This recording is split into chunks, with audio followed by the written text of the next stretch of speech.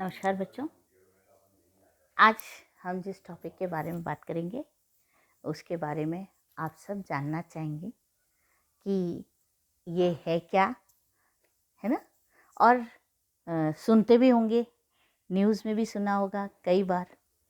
ठीक है, ये है लिटिल जरा सी एक थोड़ी अपनी जीके बढ़ाने वाला टॉपिक, जिस पे इसमें अपन बात करेंगे एक जनरल वे में about El Nino and La Nino. ठीक है, एल नीनो क्या है और ला नीनोस क्या है।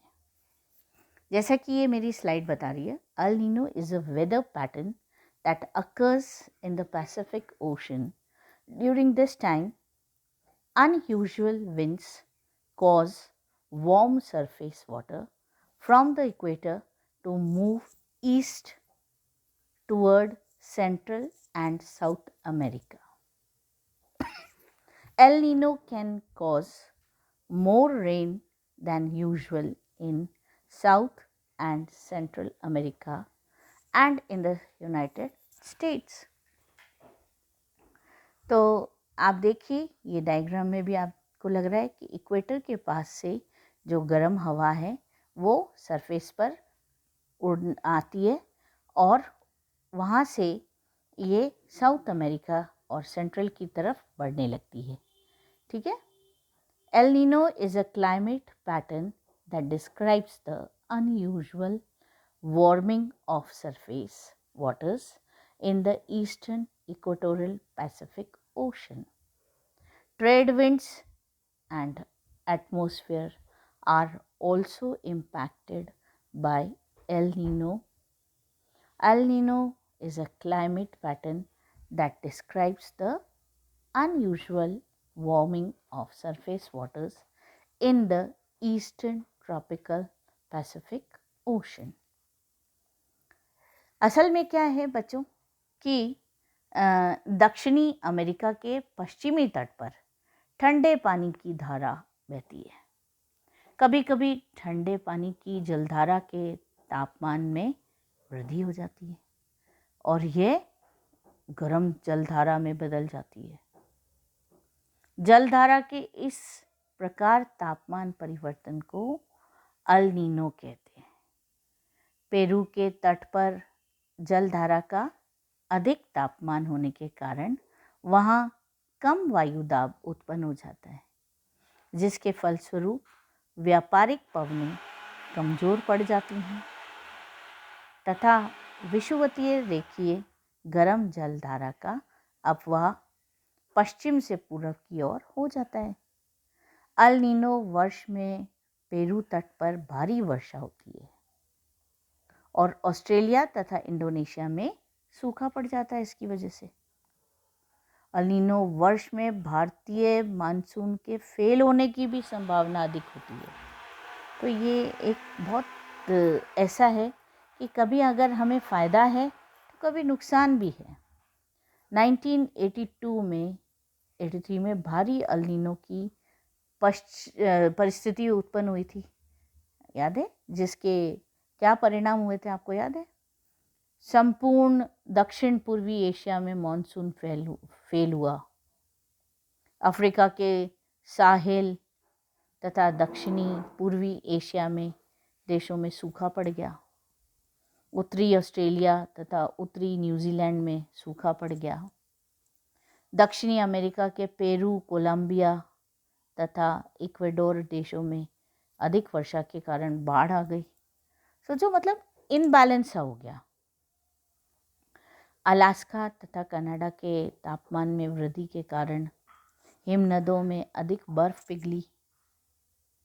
संयुक्त राज्य अमेरिका में गत 25 वर्षों का सबसे अधिक तापमान रिकॉर्ड किया गया।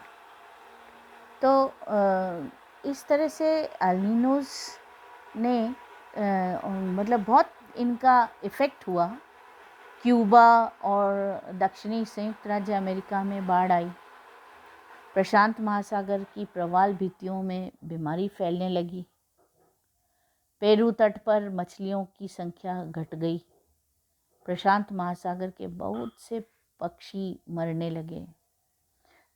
दक्षिणी पूर्वी एशिया के जो देशों में मलेरिया बीमारी फैलने लगी। देखो ना, ये मैंने भी अपनी स्लाइड में डाला है कि warming of the central to eastern tropical Pacific Ocean El Nino 2015-16 is affecting more than 60 million people, particularly in eastern and southern Africa, the Horn of Africa, Latin America and the Caribbean and the Asia Pacific region. ये सबसे ज़्यादा effect हुए। El Nino itself is a periodic weakening of the usually steady east to west trade wind patterns near the surface of the tropical Pacific. It's not understood why this weakening happens, but the effect is that the surface temperature of the Pacific gets hotter than usual for an extended period of time. ये देखिए, ऐसे floods भी आ जाते हैं, है ना, और वो भी ना। इसमें भी मैंने ये इफ़ेक्ट्स ऑफ एल नीनो दिया है। इफ़ेक्ट्स पढ़ने से पहले मैं आपको बताऊं कि एल नीनो की भविष्यवाणी जो होती है वो कैसे होती है, कि एल नीनो के बारे में विश्वसनीय जो भविष्यवाणी नहीं की जा सकती है। क्यों? क्योंकि आंकड़ों के अनुसार लगभग 7 वर्ष के पश्चात एल नीनो उत्पन्न होती है। कुछ विद्वानों का मत है कि एल नीनो का मुख्य कारण सागर नितल का प्रसारण, मतलब सी फ्लोर स्प्रेडिंग है, जिसके कारण एस्थेनोस्फीयर से अधिक ऊष्मा सागर के जल में प्रवाहित होती है। उनका कहने का मतलब कि जो सरफेस लेवल है उस पर सी फ्लोर स्प्रेडिंग से एस्थेनोस्फीयर पर हीट ज़्यादा पड़ने लगती है। तो इसके भविष्य के बारे में हम नहीं कह सकते, है ना। तो एल नीनोज का effect ecosystems and human communities can be positively और negatively affected. For example, in the southern United States, during the fall through spring, El Nino usually causes increased rainfall and sometimes destructive flooding. Changes in ocean temperatures and currents that happen during El Nino impact marine life. बाप रे, fishes वगैरह पे सब पे effect होने लगा। ये देखिए आप, समुद्र के अंदर ऊपर पर्यावरण पे सूखा भी पड़ता है ना, दरारें पड़ गई। अब आते हैं अपन ला नीनो के बारे में। La Nino is sometimes referred to as the cold phase of ENSO and El Nino as the warm phase of ENSO. These deviations from normal surface temperatures can have large scale impacts not only on ocean processes but also on global weather and climate. Typically, El Nino occurs more frequently than La Nino. El Nino ज़्यादा active होता है और वो जल्दी और आता है। The El Nino and La Nino, इन दोनों में डिफरेंस क्या है? एक बार ला नीनो और आप समझ लीजिए कि ला नीनो का जो शाब्दिक अर्थ है वो छोटी बच्ची है। यह एल नीनो के विपरीत परिस्थिति है। इस परिस्थिति में मध्य तथा पश्चिमी प्रशांत महासागर में तापमान सामान्य से काफ़ी नीचे गिर जाता है।